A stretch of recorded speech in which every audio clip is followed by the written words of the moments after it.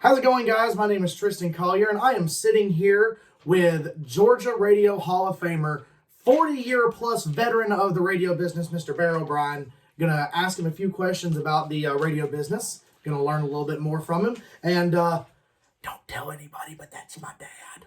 Okay. So, He says I'm his dad. Isn't that a great line?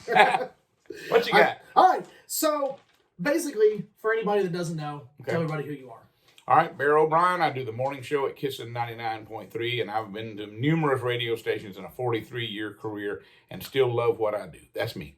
So, and Bear O'Brien, not your real name, obviously. No, I'm Sanford Wade Collier, and in 1982, real quick, I was working at a station. I'd been Wade Collier for about 3 years on the radio. Of course, you remember from all my audio, it used to be called Crazy Uncle Wade. Yeah. And I was working at my first FM station, a really good powerhouse station over around Augusta.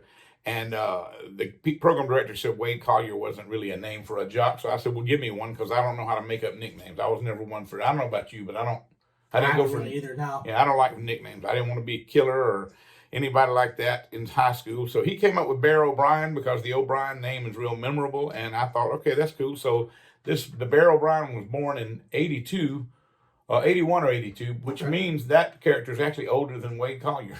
Okay. So I gotcha. Yeah. All right. So what got you originally into radio? Well, I had been, I guess, playing around with playing records and holding a microphone up and talking and pretending like I was a disc jockey since I was about 14. Mm-hmm. And I had two ways I wanted to go. I either wanted to be in radio or I wanted to be a musician. And here's where I compliment you. I never got half as good as you are playing drums and guitar and everything else. I just did it for my own entertainment. So I went to Nashville for an audition with a really, really big gospel group. And I auditioned, and out of 10 drummers, I came in 10th. And to be honest with you, I told him when he told me that, I said, thank you for letting me know, because that helps me find the direction. So then I wanted to go in the direction of radio. Okay. And it just happened that my friend Jeff Tate over in Manchester was looking for somebody to do the morning show. And he hired me on the spot, and that's where it all started. But he didn't hire me because I was good, because I was absolutely terrible my first 2 or 3 years. But he needed a warm body that would come in there in the mornings, and that's... Are my answers too long? No, that's good. Yeah, no, that's about 1978, right? This was 78. Sure was. Okay, so that would answer my next question. So what's your favorite thing about radio? 43 years, what's been your favorite thing? The 4 hours on the air. There's lots of things. You got the live broadcast and meeting and greeting with the public. Don't get me wrong. I love to meet the public, and I've never tried to be, a big guy on the radio. I always like when I get out just to be a regular person. And I like meeting people that listen, and I've become friends with a lot of them. But still, as far as the most enjoyable part is still the 4 hours that I'm on the air. I enjoy entertaining people, if that's what you can call it. But I enjoy being on the radio every morning. Cool. Okay. And so you do the morning show at Kiss, and that's from 6 a.m. to 10 a.m., right? Okay. So what do you prefer the morning show? You've done that pretty much your whole career, right? Yeah. And I'll be honest with you about that. Hour-wise, I'm not a morning person. Right. You know that from being raised in the house with me. I'm not a morning person. I'd much rather get up. I really enjoy doing the afternoon show. Afternoon shows are from 3 to 7 in the afternoon. And you can sleep late, and then you stay at the station kind of late. I enjoy doing 7 to midnight over in Rennes, where I was telling you about Bear O'Brien. Mm-hmm. The mornings would be my least favorite show because of having to get up so early. But Tristan, that's where, to be blunt with you, that's where the money's been. I mean, that's the shift that makes the most money. Now, I by no means have I gotten rich doing this. God has been good, and He's blessed me with enough, to be able to pay the bills and get you and Sydney raised, and for us to have what we need. But I'm in no way rich money-wise, but it's at least paid the bills. So the morning show does that. It just allows, it's the one slot in radio that makes you, allows you to make the most money. So that's why I enjoy mornings, but I've never been a morning person at all. You and me both. So. Yeah. So. So you prefer an afternoon show if you had your druthers, I guess. Yeah. Would you rather be on, because you're on a country radio station now, would you rather do country radio or talk radio or anything else? That's the one dream I have, to do talk, because I've done rock and roll, I've done classic rock, I've done new rock, I've done top 40, because when I was in Columbus, WCGQ was always the pop station. I've done every format. I've done Christian music. I've done almost every format. I've done some urban, but I have never done talk radio, and that would be a challenge to me, because I'm one of these that can turn on a microphone when the song's over, and I can talk for days and days. I can do 3 hours on a pair of dirty socks. I can talk.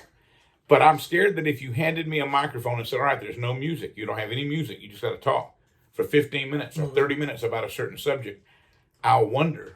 And with this interview, you probably see I can talk, but Well, yeah.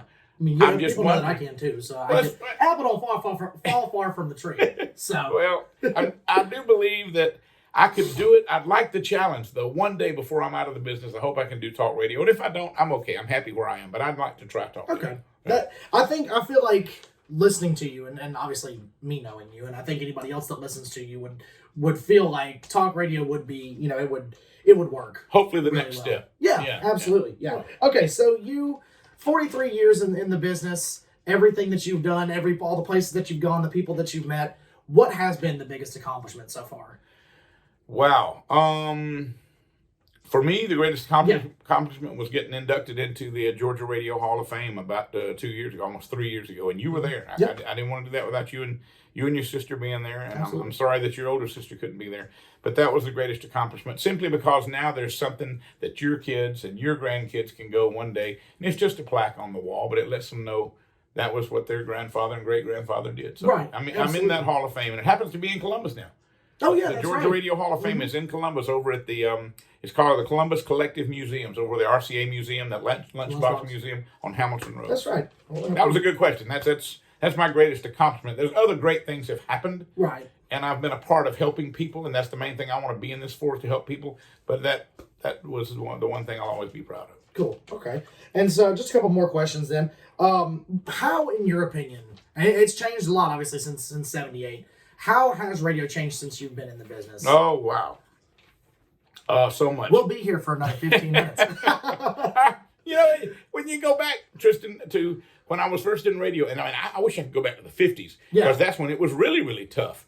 But in the 60s and 70s, or 70s on into the 80s, we used to have a control room where we had a turntable, another turntable, and then we had, after a while we had cassette decks, but that wasn't even in there to start with. Yeah. Then we had this whole row of tape machines. We called them cart machines because it was a cartridge, but it looked just like an 8-track. Same size as an 8-track, but where an 8-track would track 4 different parts of the tape, this tracked just the whole tape, because one cart would hold 30 seconds, the next cart might hold 60 seconds for commercials and things. But we had all those tape decks up there and all those buttons to push, and you had to know exactly where and when to push, because even back in those days in Manchester, we didn't have tones that you set up a commercial break and it just kept tripping to the next commercial.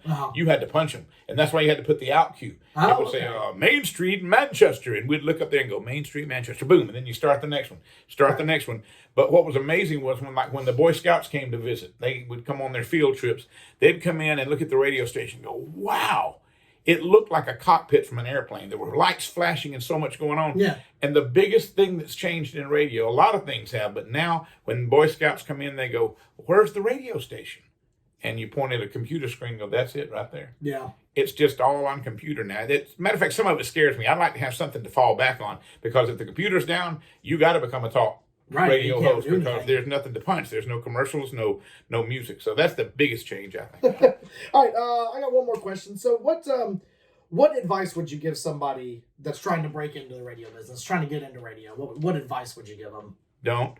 Yeah. No, right now, it's not a good time to try to get into radio, because so many people, and corporate radio, and I don't care who sees this, corporate radio has destroyed this industry. I won't even mention the companies. Y'all know who they are, but they've come in and they've let go a lot instead of making sure the people with talent got paid right and got taken care of and let them continue to make the company money. They said, hey, we don't have to have this guy and pay him that big salary. We can just put any voice in there as long as we play the music. And so that's what they've done. I could name you 20 or 30, but there's been thousands of people with great voices and great entertainers who've just been shoved out to pasture, and they've had to find, at the age of 50, some of them have had to find new vocations. I mean, just start over again, because the industry has done that. So it's not a good time to try to get in, even though, and I don't want to dissuade you, I just say, go for it. But it's hard to get into somebody. If you do, go to a local station. Don't try one of the corporate stations. Go to the local stations.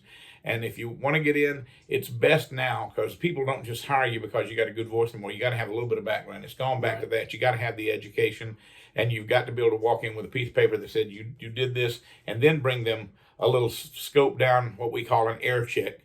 And they only listen, most program directors and owners only listen to about 30 seconds at the most, maybe 20 seconds to hear you.